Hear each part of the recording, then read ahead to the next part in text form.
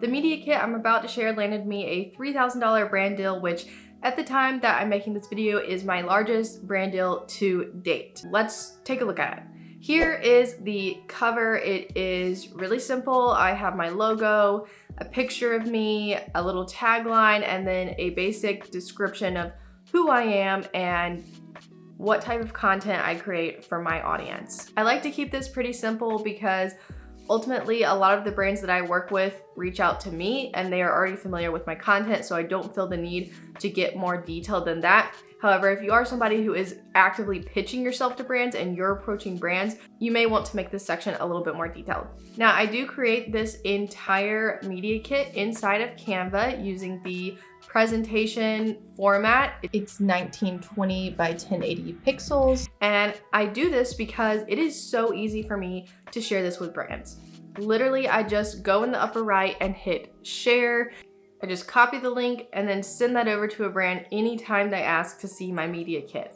And the other really cool thing is, since I'm always growing, my social media is always growing, it's always changing, anytime I update things on here, it just automatically updates this presentation. So I don't have to go back and forth downloading a new file every time I make updates and have to worry about sending over that file to the brand. On top of that, doing it inside of Canva makes it really interactive, so I can link things, I can also have cool little animations, and that's something you kind of miss out on if you just download a static PDF or kind of try to stuff all this information into one page that you have to download.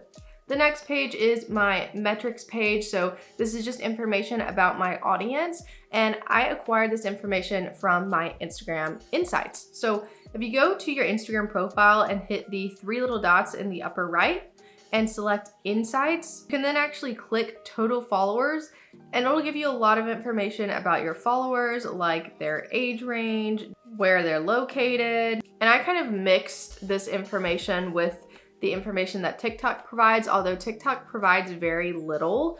However, most of my brand deals are for the TikTok platform, so that's why I tried to get the information that I could from TikTok instead of just relying on Instagram Insights. There is one thing that Insights on Instagram or TikTok won't tell you, and that is your engagement rate. So to figure out my engagement rate, I used this formula that I found online. I took a few different TikToks that had done really well recently, and I just did the number of likes plus the number of comments plus number of shares divided by the number of views times 100. And I did that a few times to figure out my average engagement rate. So you do have to do a little math there. Next, we have my content creation rates. I get a lot of questions about how I came up with my rates. I do have other videos about this, which I will link. There is also a platform out there that allows you to see what a lot of other brands have paid other creators, which is super helpful. And I talk about that in my other videos. But essentially, I have figured out that a lot of brands are willing to offer a lot for my TikTok videos because that is my biggest platform. It's also one of my most engaged platforms, and that is ultimately where I landed the recent $3,000 brand deal with a brand whom I've actually collaborated with about half a year ago, and the collaboration went really well. So they reached out again, and I think that's also a really important factor to consider when you're looking at how much you can charge and what kind of brand you're working with. If you've worked with a brand previously, you got them results, the collaboration went really well, they'll probably be open to working with you again and offering even more the next time you work together.